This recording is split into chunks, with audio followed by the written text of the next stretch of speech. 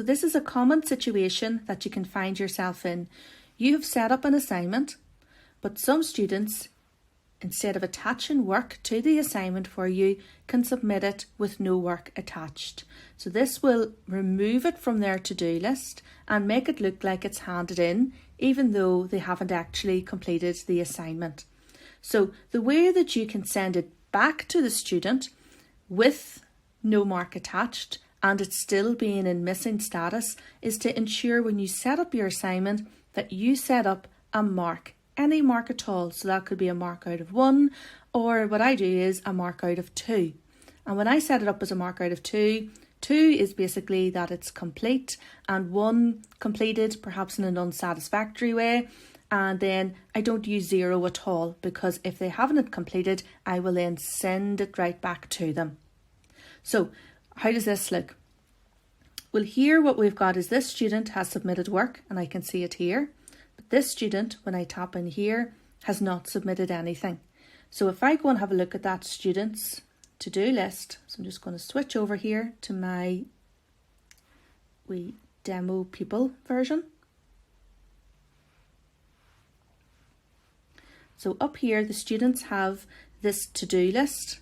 So when they tap in here, they can see all the work that they have to do. They can see when it's due this week, next week, and so on. But they have this missing section. And often lots of students go directly to here to find the work that they're missing and complete it like this in this order. Now over here in red shows that this is not done and when it was supposed to have been done by.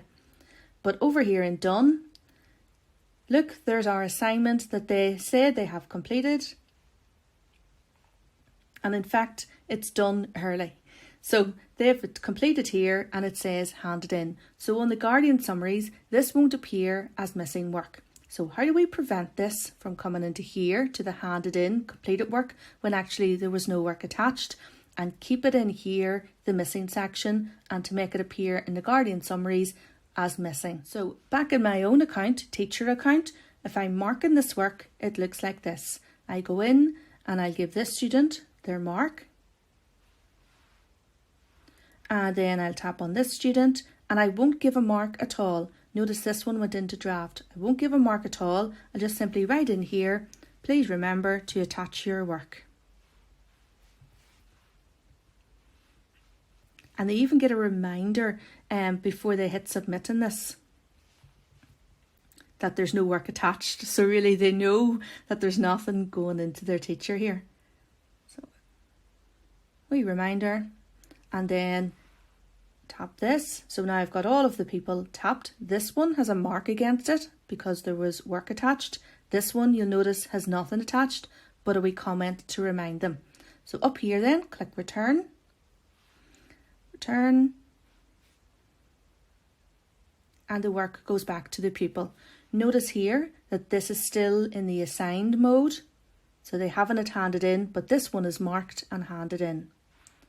If I look at the pupil's profile in my teacher section, so down here into people, and if I have a look at this pupil, you can see that this pupil has got a mark against it. It's handed in, completed.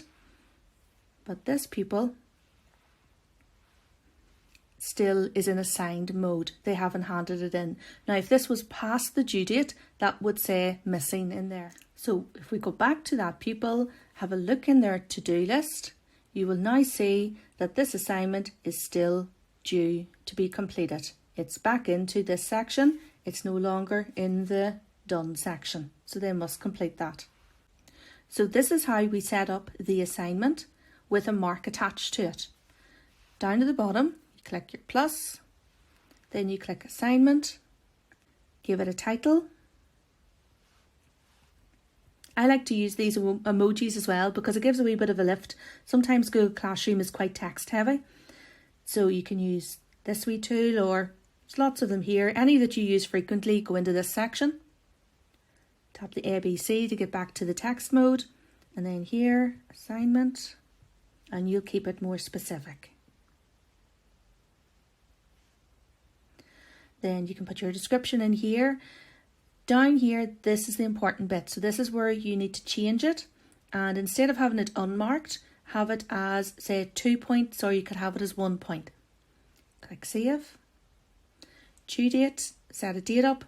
It's important to change the time here as well, because if you keep the default time from Google Classroom, it'll send them a notification very late at night, sometimes almost near midnight, to say that the work's due. And sometimes the pupil and the parent doesn't understand that that was an automated process and think that you're sending them notifications so late at night, which obviously you wouldn't do.